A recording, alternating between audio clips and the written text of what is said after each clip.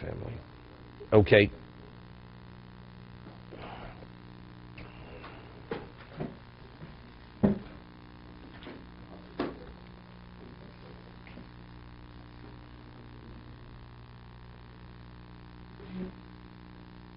Okay, we left off, we're on page 157.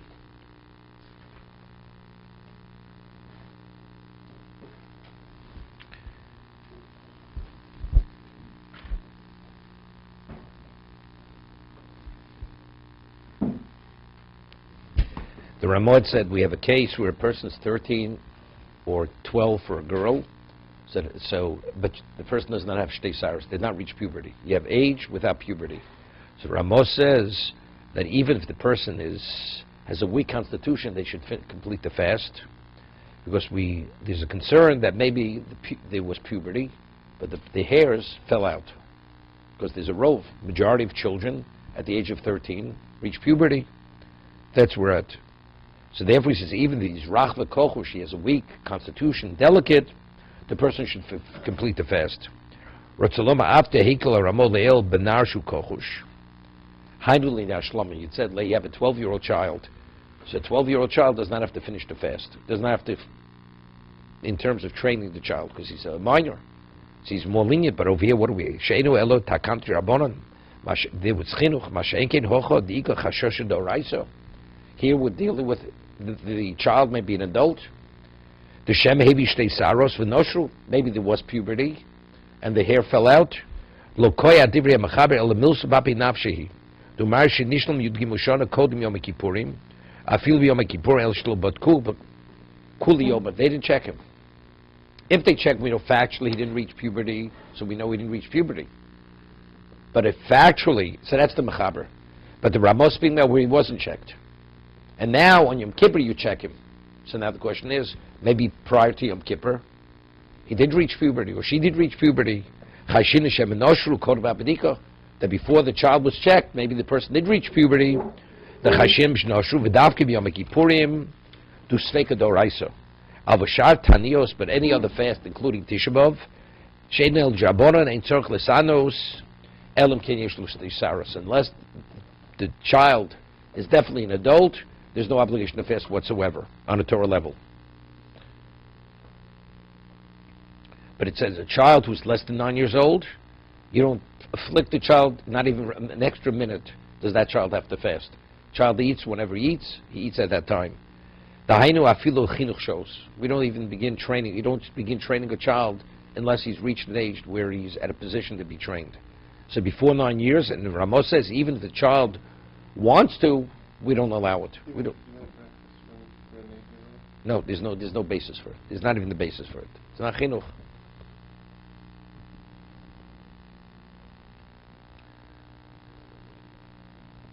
You'd say maybe today with the health of children and our society and everything else, they would have said it differently, but factually they said it then. That's when it was legislated. Initially, when the law of chinuch was legislated in regard to fasting, it was 9 years old. Because in those days, before 9, a child was considered much more fragile. Talk to a doctor now, David. Okay, he has a right to offer his medical opinion. Okay. Okay. Din ubra meinikov yoledes b'yom kippurim. A woman who's pregnant, a woman who's nursing, a woman who's giving birth. Does she have to fast? So, of course, a pregnant woman, a nursing woman, even let's say on other Tanaisim throughout the year. If a woman has any difficulty, she feels weak or anything, she doesn't fast. But Yom Kippur, of course, she has to fast, unless it's pikuach nefesh. What about a woman who's just given birth? And she feels fine, and she wants to fast. We'll see. Within the first, let's say, 3 days after she's given birth, she's not permitted to fast. Because regardless of how she feels, a woman right here within 3 days after giving birth, she's in a state of danger. That's the precariousness of her health. We'll see. Huh? And any Sarah maybe even more. We'll see.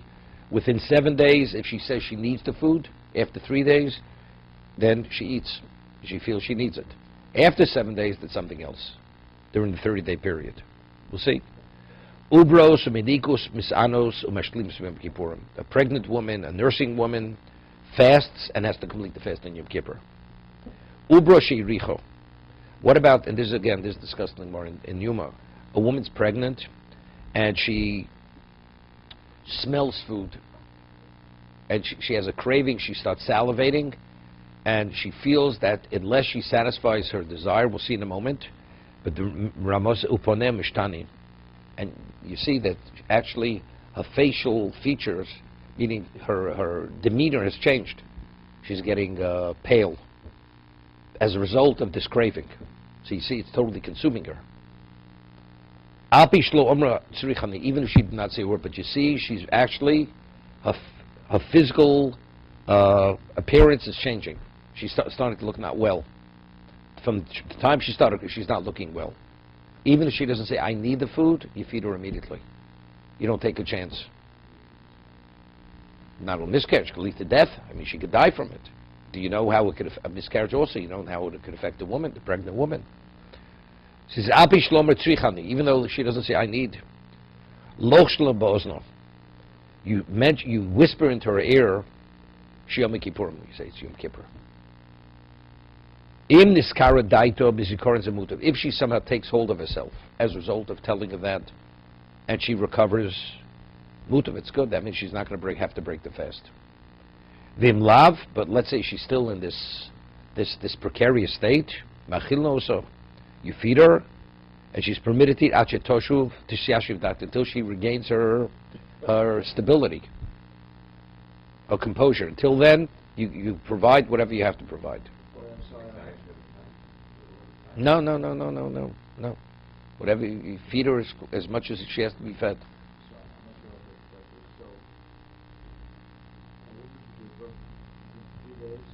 We can get there yet. That's next halacha. That's the halacha dalid.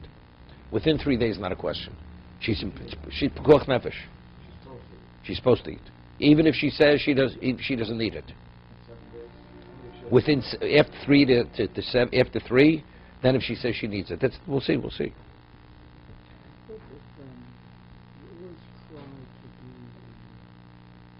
The minimum. But we discussed it. There's a difference if a person is in a state of pikuach nefesh, or the person should not come to pikuach nefesh.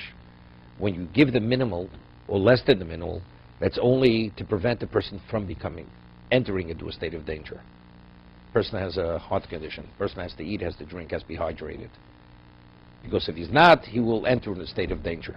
So then you give less. But if a person already is in a state of danger, you provide whatever you have to provide at that moment.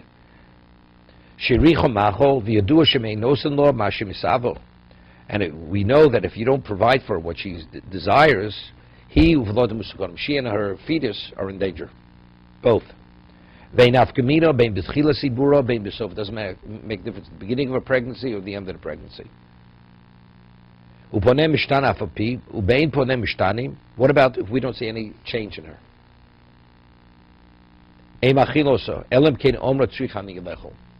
See, initially the Ramah says, even if she doesn't say a word, but we see she's turning pale. She's becoming glossy-eyed, because that's the case in the Gemara. Also, bulmus, where you look in a person's eyes and he becomes glossy-eyed.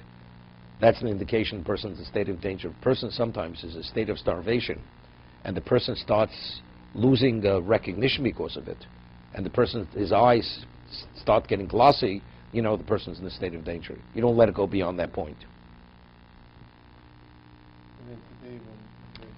The Chafetz Chaim gives a moshel. He explains it.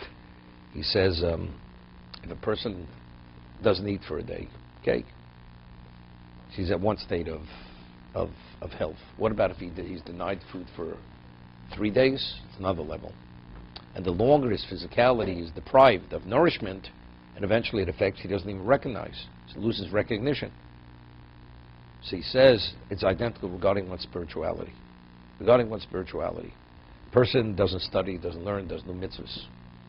So you're depriving your spirituality. But over time, eventually you lose your sensitivity, you lose your recognition. You don't even recognize. And the person stops desiring even eating after a while. It reaches such a point. Because the body starts shutting down, you don't even feel the need to eat any longer. This is a person who removes himself, detaches himself from spirituality long enough, the times that he doesn't even have a sense of a need or an interest in anything that has to do with spiritual. So he explains, he says there was a case where there was a young child who had a very serious illness. And he was out of school for a number of months, and his classmates came to visit. 10-year-old boy, they come, and he recognized them. And the parents are very happy. About a week later, they come visit again. He no longer recognizes his classmates, although he went to school with them for a number of years. But his siblings, he recognized by name and everything else. Another 2 weeks pass, he doesn't even recognize the siblings. And the parents are really realize it's getting, but at least the child refers to the parents as mother and father. It gets even more dire. The child doesn't recognize, doesn't say mother, father. Parents break down, they realize it's holding by the end. He says a person can be so deprived of spirituality that you can't even say, you don't even recognize that there's a God. That's how detached a person becomes. It depends how malnourished the person is spiritually that he could even reach that level. Okay? In the Skara Datos, it says you whisper in her ear, it's Yom Kippur.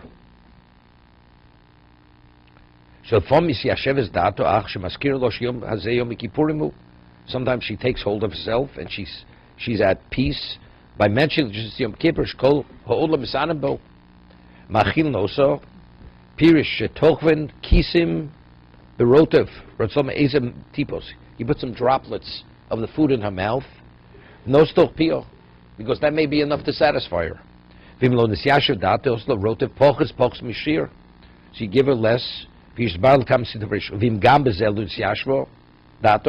even giving a less, you see, it's not sufficient to take her out of the state of danger. You just keep feeding her.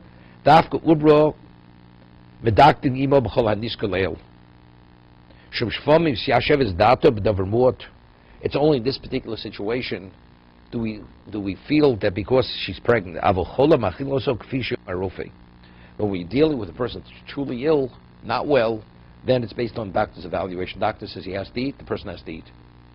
It's not dependent on whether the person looks sick or sickly or not well. Doctor says this person has to eat.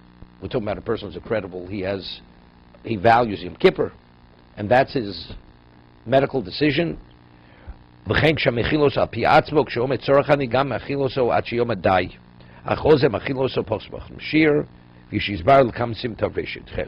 be continued.